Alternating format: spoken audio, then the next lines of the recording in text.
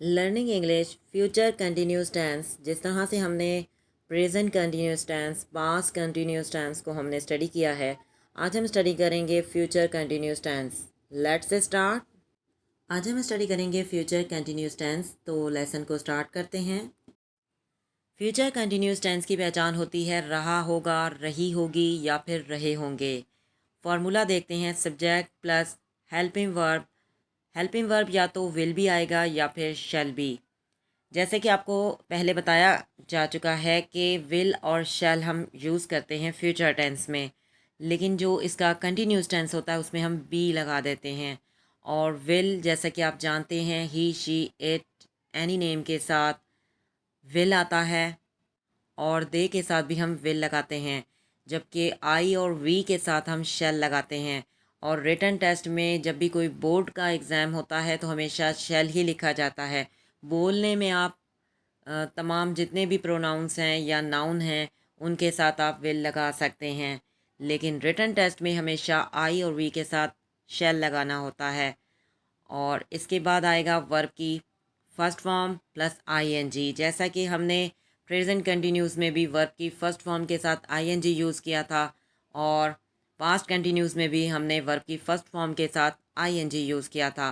Plus object आ जाएगा, तो ये होता है सिंपल फार्मूला। और अगर हमने नेगेटिव बनाना हो तो नेगेटिव में ऐसा होगा सब्जेक्ट प्लस हेल्पिंग वर्ब। और यहाँ नेगेटिव में हेल्पिंग वर्ब जैसे कि दो वर्ड यूज़ हुए हैं, विल बी या फिर शैल बी, तो हम इसमें नॉट जो है वो दरमियान में आ जाएगा, विल नॉट बी या फिर शैल नॉट बी। और उसके बाद वर्ब की first form plus ING plus object. और जब हमने इंट्रोगेटिव बनाना होगा तो हम हेल्पिंग वर्ब शुरू में लगा देंगे या फिर विल या फिर शैल, यानी सब्जेक्ट से पहले विल या फिर शैल आएगा और सब्जेक्ट के बाद हम लिखेंगे बी। क्योंकि दो वर्ड हैं शैल बी और विल बी, तो हम विल या शैल को सब्जेक्ट से पहले लिखेंगे और जो बी है वो सब्जेक्ट के बाद लिखेंगे। एग्जाम्पल्स देखते हैं, कॉन्सेप्ट क्लियर हो सकेगा। For example, I shall be eating mango.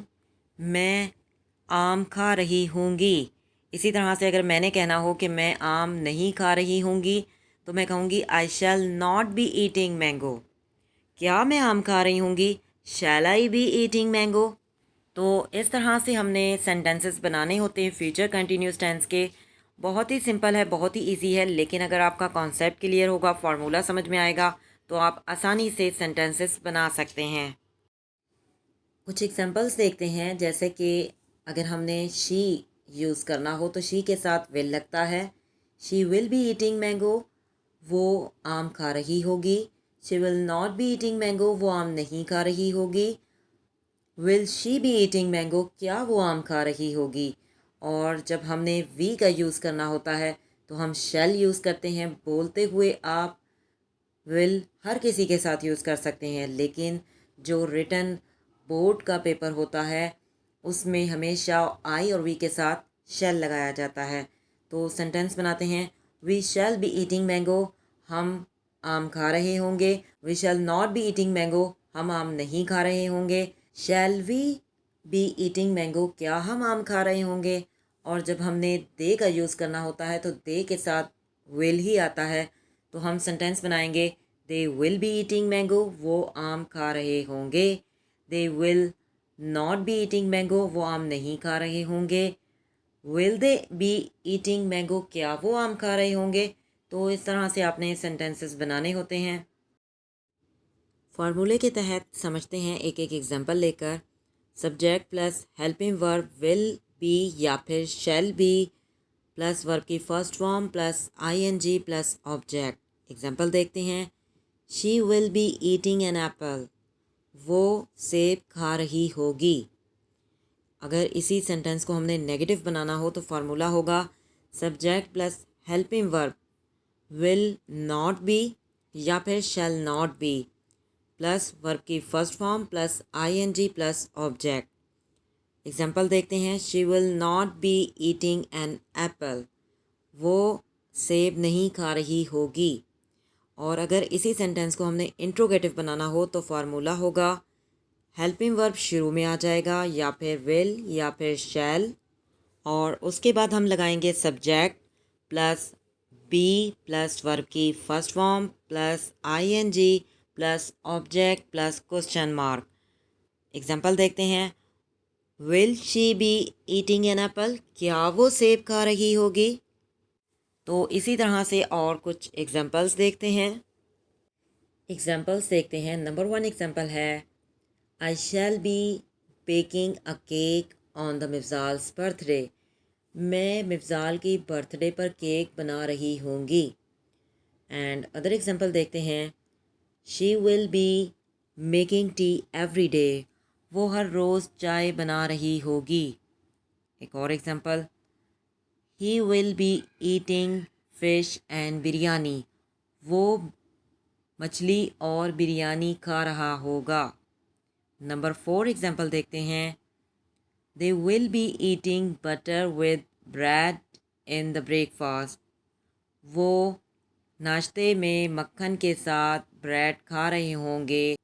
It will be raining daily in the morning. बारिश सुबह में, मॉर्निंग में यानी सुबह में रोज़ हो रही होगी, यानी रोज़ाना सुबह में बारिश हो रही होगी। नंबर 6 पर आते हैं। We shall be going to the park in the evening. हम शाम में पार्क जा रहे होंगे। Number 7, Sana will be reading the holy Quran. Sana कुरान की तिलावत कर रही होगी।